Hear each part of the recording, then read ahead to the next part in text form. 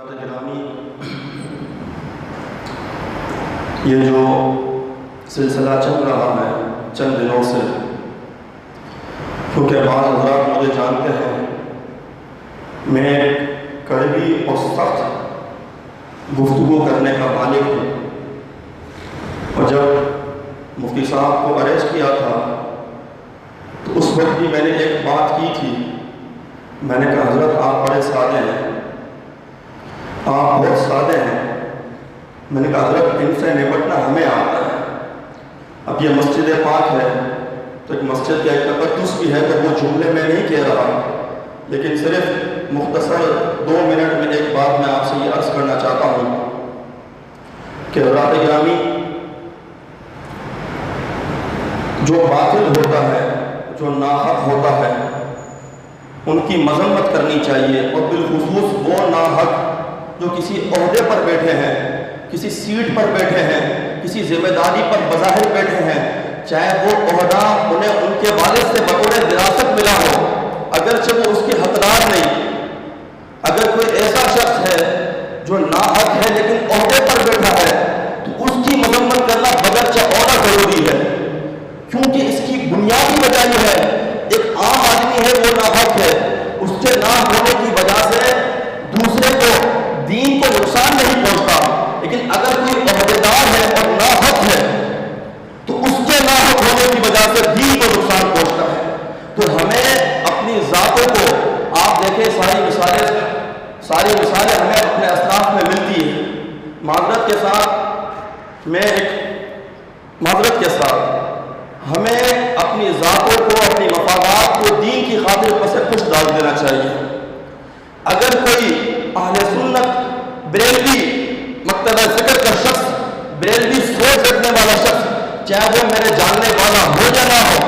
اگر وہ اہل حق ہے، چاہے وہ پوری دنیا کے کسی بھی کونے میں ہے، تو ہم اپنے اسٹیٹس کے مطابق، اپنے منصب کے مطابق ہم اس کی حمایت کریں. یہ بات ہمیں اپنے ذات کو ترجیح دینی نہیں چاہیے، اپنی عزت اور آبرو کو ترجیح دینی نہیں چاہیے، کیونکہ کامیابی جو ہے وہ خدا کی بارگاہ میں ہے. آج لوگ یہ سمجھتے ہیں، اب میں ذہن میں آ رہا ہے کہ نام لے لوں، لوگ یہ سمجھتے ہیں کہ ہمارے فلاں سے ہمارا تعلق ہو گیا، ہم فلاں سے ملاقات کرتے ہیں تو ہم بڑے چودھری بن گئے. چودراہٹ اس میں نہیں ہے، عزت اس میں نہیں ہے. عزت عاجزی اور انکسار کے ساتھ رب کی بارگاہ میں مقبول ہونے میں عزت ہے. تو کہنے کا مقصد یہ ہے، اگر کوئی ناحق ہے، چاہے وہ بظاہر دنیاوی اعتبار سے کتنا ہی چودھری کیوں نہ ہو، یہ میں بہت ہلکا لفظ استعمال کر رہا ہوں، کتنا ہی چودھری کیوں نہ ہو، چاہے وہ کسی تنظیم کا سربراہی کیوں نہ ہو، چاہے وہ کسی بزرگ کی اولاد ہی کیوں نہ ہو. آپ کو سب اہل علم ہے، ضروری نہیں ہے بزرگ کی اولاد بھی بزرگ ہو.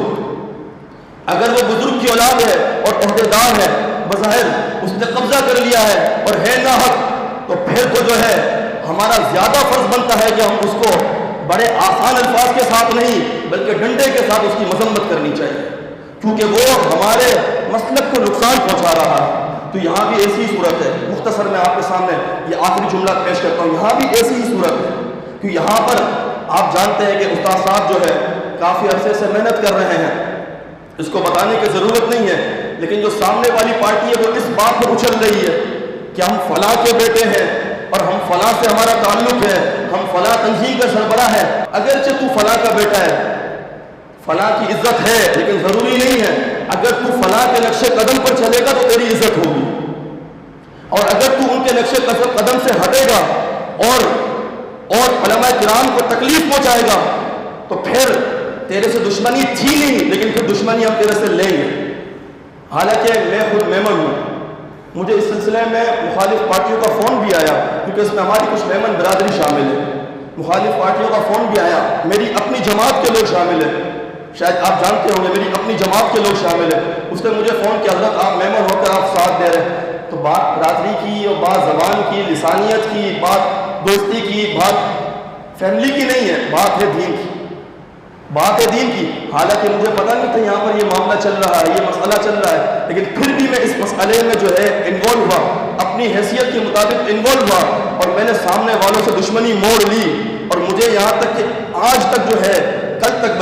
تک بھی مجھے رابطے کرتے رہے، اور مجھے انہوں نے کیا کچھ کہا وہ میں کہتا نہیں ہوں، لیکن کہنے کا مقصد یہ ہے کہ آپ تمام حضرات سے درخواست ہے، رسول بخش صاحب کی وجہ سے نہیں،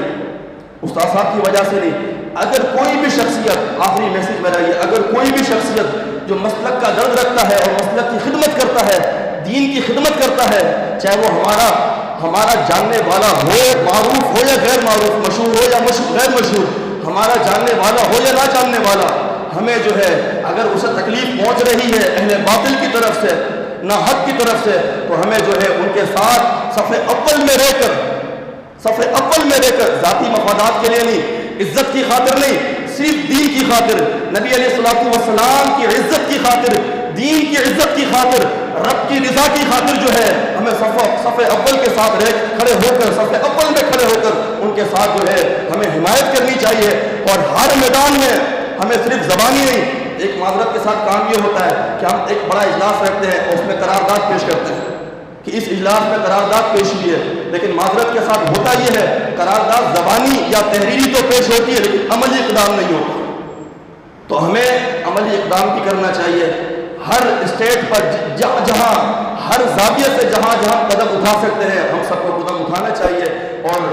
جو آخر میں جو ہمارے بڑے فیصلہ فرمائیں گے تو اسی نیت کے ساتھ ہم اٹھیں، جو فیصلہ ہوگا اس پر انشاءاللہ ہم اس پر اقدام اٹھائیں گے اور پائے تکمیل تک پہنچائیں گے۔